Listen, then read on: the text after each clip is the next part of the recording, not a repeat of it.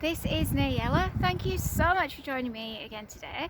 So today I want to do a quick update for my seasonal affective disorder series. So in September I did a couple of videos explaining what seasonal affective disorder was and my journey with it, and now because we've come out of winter, and I want to give you an update of where I'm at health-wise, and also share with you some things that you may want to incorporate into your own life if you either do have seasonal affective disorder or just want to keep your general well-being in a good place throughout the whole of the year. Now, I wasn't sure whether to do this video. I had planned to do it last week, thinking it was maybe a little bit insensitive with what is happening around the world, but like I said, what I'm going to share in this video will actually benefit whoever decides to watch this, whoever stumbles upon this video. Like I said, it's for your general wellness as well. So this has actually been the best winter for me health-wise ever. No symptoms at all connected to seasonal affective disorder. You may want to go back to the previous videos, and there I explain about all the various symptoms. So I've had no illness, no fatigue. My mood has been very much balanced. There has been emotional disturbances due to things going on around me and things happening on the world stage. Obviously being very sensitive, I am affected by things going on around me, but it hasn't impacted my health, which is the main thing, which is very, very good. So what I want to speak about as well is that what I've learned on my healing journey is very much that illness is multidimensional. It is layered, very much in the world we live in right now. We are sort of focused on the symptoms, that we will be given painkillers or certain things to deal with the symptom. Now, what I've learned on my healing journey is very much to go into the symptom, and there you will find the root cause. So it's going deeper into it. The symptom is really the body saying, there's something here that I'm bringing your attention to, that you've been ignoring, that you haven't been looking at, and it's now time to go a little bit deeper into that. Sometimes we pick up ancestral patterns or family patterns or even societal patterns, and our body will react to that. Definitely my seasonal affective disorder was to do with that as well, where my body was really reacting to what was going on around me, and if I would try and follow the crowd, my body would be like, no, this isn't for you. As soon as I went down my own path, found my own route, my health started to improve and improve and improve, and I guess will continue to do so. So there is layers to this. So each part of the body is actually telling us something. It's wanting to be heard. So if we have got a particular issue in the body, it's important to see illness as an invitation to get to know yourself on a deeper level and to go further into that. What does your body want to know? What does it need right now? What is it crying out for? Is it attention?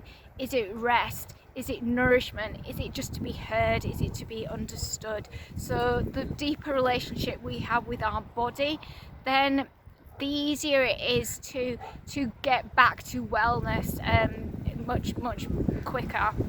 Now, like I said, I had a lot of things going on with my health. My body was actually breaking down. I was deteriorating. I had so many different things going on with my body, and I realised it was a lot to do with how I was speaking to my body. For instance, with the seasonal affective disorder, it became like a mantra. Every winter I get ill. So of course, my body being obedient, it was manifesting the illness, because I was saying every winter I get ill, so it became what would happen every winter. I would get ill, so I had to really fine-tune my language, fine-tune what I was saying, and change my story basically. Feeding more nourishing things into my body, because the body is always listening. So now really taking on the role of a healthy person and making choices that a healthy person would make, rather than somebody stuck in the story of always getting ill. And like I said before, I know everybody's different, everybody's story is different, everybody's life path is different, and we all manifest illnesses for very different reasons. Definitely it was part of my journey to connect with my strength, to connect with my power, and to understand that my body is very strong. It's an amazing thing. It always recovers, it always heals, and it gets stronger. And that's something that I really wasn't appreciating. I wasn't appreciating my body. I wasn't taking the time to get to know myself on a deeper level, and I definitely wasn't giving my body what it needed. So all that had to change and come back into balance. So I've got a few things here that I want to share with you that I use, that have helped me, that do help me to stay healthy and keep my immune system up. So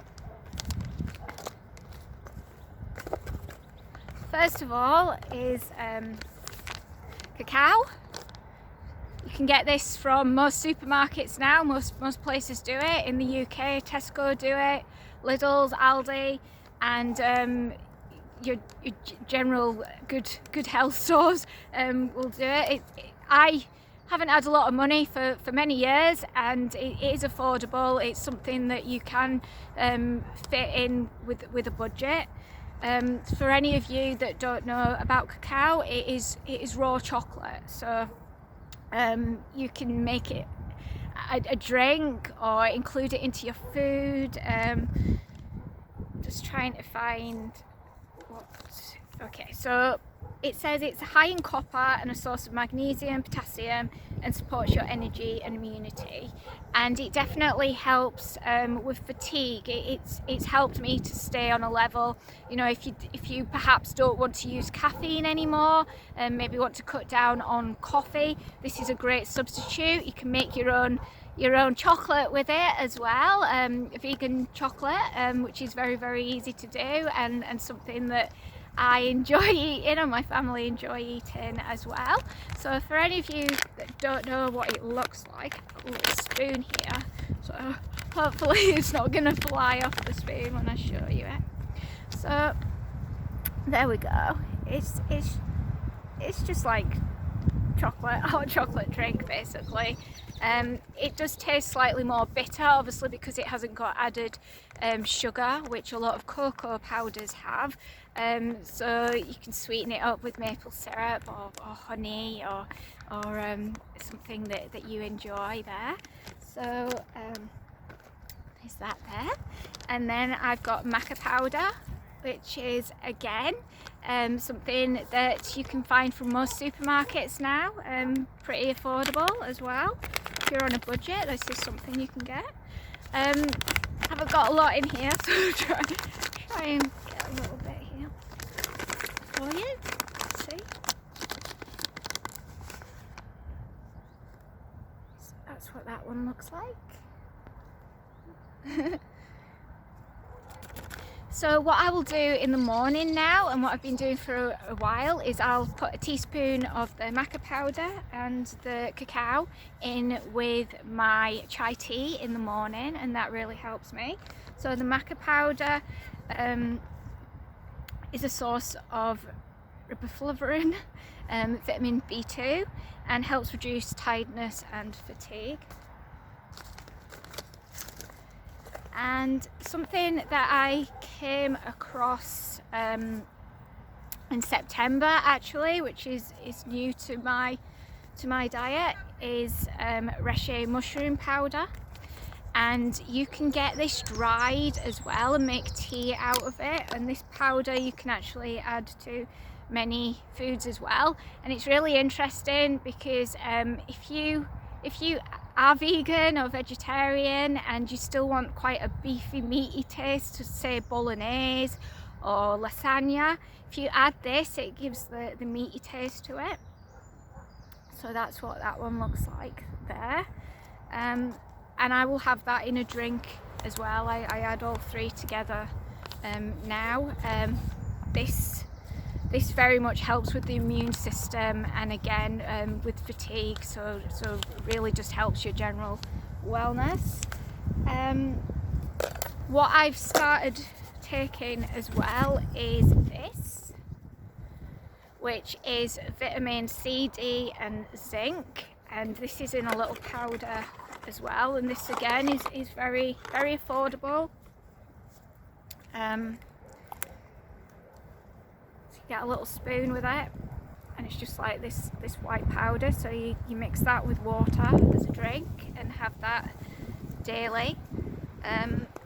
Again, that just helps to support your immune system and gives you everything you need to stay healthy and strong. And because seasonal affective disorder had been affecting my joints, and you get like a foggy head where you can't really think straight as well, something that definitely has helped with my joint pain and that just cloudy, foggy feeling is turmeric root. So it's a turmeric root, and there's another one there. And again, you can get these pretty available in most places now. World food stores, Asian food stores, Indian food stores will all have them. And I will get a lot of them and freeze them. And ginger root as well, the same, I will get a lot and chop it up and freeze it, and then I will make a tea out of this. So I will boil it up with black pepper, boil them up into a tea, and then put them in ice cubes, or like I'll do a lot of it and put it in ice cubes, and then because seasonal affective disorder really wipes you out, so you have to really think ahead of the times where you haven't got a lot of energy and plan ahead.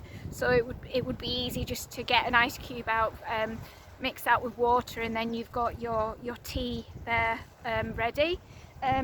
Also, you can juice as well. You can put these roots in a juicer and mix with a good old lemon or orange or a carrot and take that as a shot, and that's really good as well if you feel like perhaps a little bit like your throat's going a bit odd, or you can feel at the back of your nose that something's coming. Get your juicer. Juicer is an amazing thing to have for your health, very quick and easy. Just juice it through, take your shot, and you might want to do that for a few times throughout the day, or maybe for a few days until you are feeling better. That's pretty much all I've got to share with you. Also, this that I designed last year, my bracelet, I feel has very much helped me as well this year. Looking at it, it's bright and beautiful and just helps you stay cheery. Like I mentioned before, because illness is very much layered, so you are looking after the physical body, making sure that the physical body is healing and repairing and doing everything it needs to do, but also feeding the mind as well, you know, good affirmations, positive things that the cells are always listening to, the mind is always listening to. Fresh water is very important as well. Exercise, getting out in nature and really making the most of the sun when it shines. Don't have a lot of that accessible through the winter months in the UK. It has been very mild this winter, which I guess has probably helped my health as well. But when the sun is out, making sure that I am getting out and getting that vitamin D from the sun that is needed as well. And exercise. Definitely when I was very ill, I was just so tired and it just felt like I just needed to sleep, I just needed to rest, so I would miss a lot of the good weather. So it's been really nice to see winter the last few years from a different lens, really appreciating all the seasons now and loving all the seasons and not fearing or dreading going into winter now, but really getting excited about it, and I hope that will continue as well. So everything that I've shared with you today, look, if you feel like it, look into. You can do these very affordably, even just saying good things to yourself and listening to positive affirmations, listening to positive people, upbeat music, you know, good lyrics, good tunes, things that make you feel really good and happy, keeping your vibration high will all help. These are all things that have helped me, and if you want to stay healthy throughout the whole of the year, then use these things. They don't cost a lot and they will make a huge difference to your health. Obviously, because there has been a history where winter hasn't been particularly good for me health-wise, I will obviously now, while I'm in the UK anyway, living in the UK, take extra good care of myself going into the winter months. And again, with what's happening in the world right now, it may be something that you are looking into as well, maybe where you are wanting to take better care of yourself and just invest in your health. It's not necessarily that you are going to get ill, but it's taking every precaution to stay healthy, and if you do get ill, then the body is more prepared to recover and overcome from whatever that illness was. So I'm going to leave that with you today. I hope that has helped you in some way. If there's anything you want to ask me about seasonal affective disorder, then let me know and I'll help you in any way I possibly can. Health-wise, it's very much got me to a place where I am very empowered now. I really trust my body a lot more. I wasn't listening to these little inklings before. I was very much dismissing them and very much listening to what everybody else was telling me. As soon as I tuned into my body knows what it needs to heal. It's healed many times now, it's recovered from many things. So I really listen to my body now. It needs to rest, I let it rest. You know, if I do start feeling like something's coming into my body that's going to make me feel ill, I think, hang on a minute, okay, I need to slow down, or I need to take better care of myself, or I need to rest more. So really listen to your body. What is it telling you? The symptoms they get louder and louder and louder because you haven't been listening to what the body has been trying to tell you for a long time. So then it manifests as an ache or as a pain or as an illness. So it's about going a little bit deeper into that as well. Also, what I forgot to say is deep breath as well. Breathe in, and obviously my EFT have all helped me as well. So breath work is very good for general wellness too. So I'm going to leave that with you today. I am sending you so much love, and I hope to see you again very, very soon. Goodbye for now.